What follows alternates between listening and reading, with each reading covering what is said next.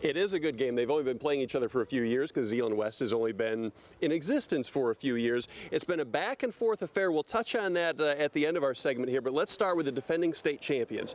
Zeeland West rolled to the title last year. We were expecting big things from them in the season opener last week. We got a lot of points, but we didn't expect them to give up a little more than they scored and lose that opener. No, and Forest Hill Central showed something there, give them credit, but the defensive secondary has got to be a concern for John Shillito going to this game because Zeeland East can pass the football. Chop went for 300 yards, passing 5 touchdowns, a quarterback for FHC in that back and forth game, and so expect a lot of defensive work to get ready for this one tonight. And expect Zeeland West to continue to run the ball? Absolutely. They've got 3 running backs, and it's always a good stable of running backs with a wing T offense. John Shillito likes to run. Pong, Worley, and Marcus Lambert will have to carry the load, and this is such a physical game. They're going to have to, after the first hit at the line of scrimmage, continue on like we saw Derek Postman do last year. Let's move on to the Chicks. They are the home team tonight, and they are the team coming off a win in week number 1. Yeah, no doubt about it. They looked impressive. 60-plus points against Holland Christian. Now, the Maroons are down a little bit, coaching change, but they've got 2 good running backs, too. Josh Blaukamp, over 200 yards rushing and 2 scores in that victory, and that's not even their go-to guy. Spencer Veening, 1,100 yards last year as a junior. This is a defensive coordinator's nightmare with these 2 offenses. Let's talk a little bit about the back and forth we've seen in this series. Yeah, you look at it, it's funny. Someone's got to be the home team. They share the stadium here at Zeeland, and the home team has won the last 4, so they've alternated. Well, if there's a trend here, Zeeland West won last year, coming from behind 26-21, so maybe it's the year of the Chicks tonight. We do not have coverage on WBBL tonight, correct? That's correct, because of Lions football. Lions football will be coming up after Fox 17 News, so watch that. Then the Blitz will be on at a special time after the news, after the game. Brett, we will see you again in the 6 o'clock hour. Absolutely. Guys, completely off topic, but something that is important now. If you're coming out to the game and you need gas, Bakita tells me it's under $4 right around the corner from the stadium here. So if you're coming out here, don't fill up till you're in the area because you're going to save some cash. All right, good tip. Thanks for that, you guys. Hope it doesn't change by then. I know.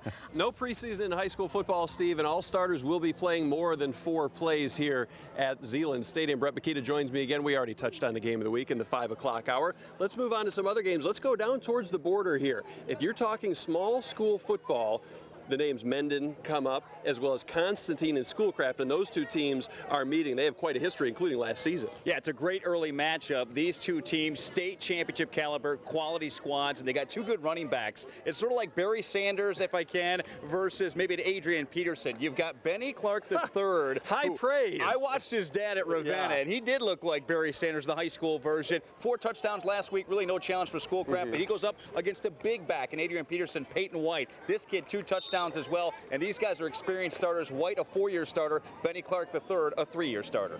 Let's move on from the small schools to the bigger ones. It is East Grand Rapids against East Kentwood, and this is such an interesting matchup for high school football followers because East Grand Rapids is trying to avoid a 3-game losing streak. They haven't lost 2 games to start a season since the 1960s, whereas East Kentwood, they took out a perennial power in Grand Ledge last week. Yeah, execution is the key for East Grand Rapids. You can't turn the football over against teams like Catholic Central or even East Kentwood. And like Peter Sturzman said, I loved it this week. No one's going to feel sorry for East Grand Rapids. Well, you can bet the Falcons will take that. They are the kings of big plays. 99-yard touchdown return on a kickoff. Also, they had a fumble recovery by a guy, keep an eye on, Houston Glass. He's a lot like Raheem Hicks, who they had last week to face for Catholic Central. I think this can be a tough one for East Grand Rapids. Jahan Brown going to have to have a big game for them. A little tie-in to this game here. John Shillito took East Kentwood to the Silverdome. That tells you how long ago it was since they were playing for a state title, but good for them if they can get back to where they were. And we end up with Greenville. They were highlighted last week because it was a rivalry game against Belding. They were opening their new stadium,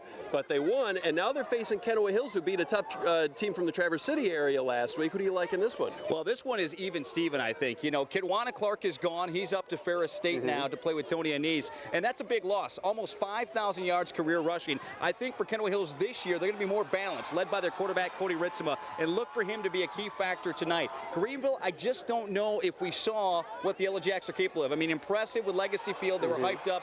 Belding, I think, a little bit down. They won big, but what will they do against Kennewick Hills tonight? And I think this one will be back and forth, low-scoring affair, a big game for both with their conferences coming up. Remember, Kennewick Hills and that new vamped OK Black with Muskegon. I'm so confused by the conferences now. If you don't have them written down right there for me, I would know because there have been so many changes.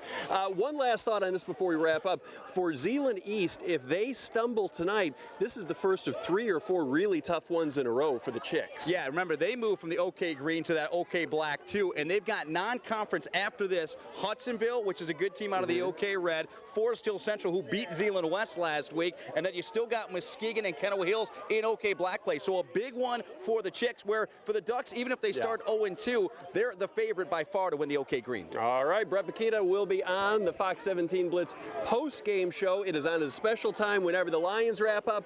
Then the news begins 30 minutes after that. The Blitz starts, and that is a full 1-hour Blitz with highlights of all these games and a whole lot more. We hope to see you then.